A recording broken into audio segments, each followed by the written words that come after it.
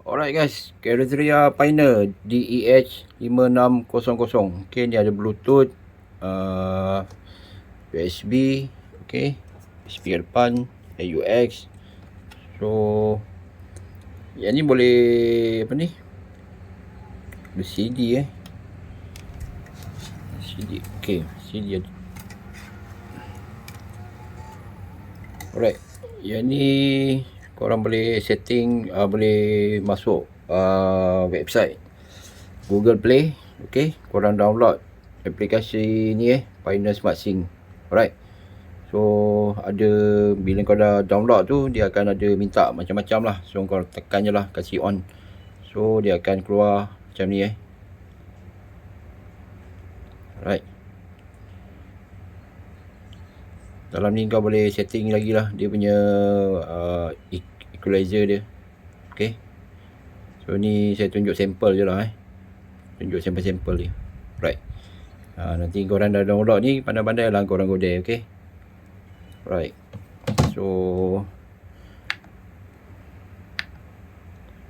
kita tengok dia punya function yang ada dekat sini.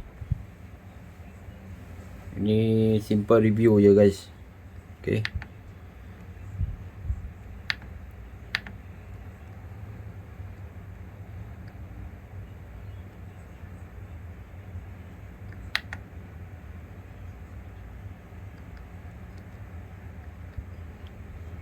dia ada mix track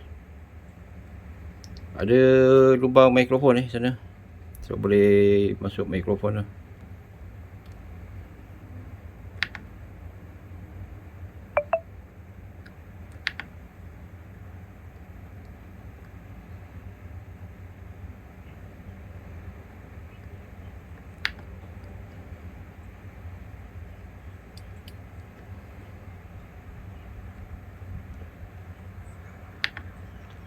So color dia boleh tukar-tukar, ada 7 color.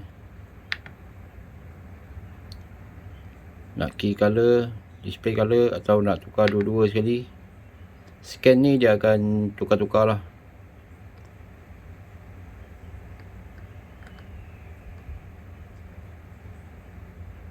Okay,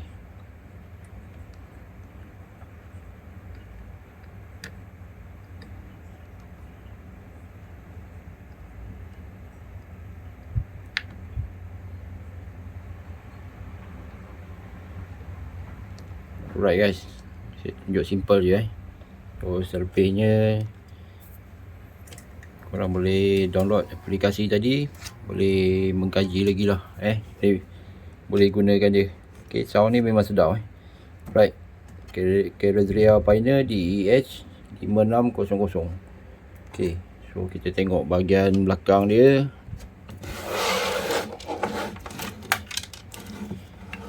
Okay, ni boleh tambah sini ada apa ni, tempat mic, wire mic antena. Ni wire original dia lah. Okay, DEH5600. Alright guys, mana berminat boleh roger guys.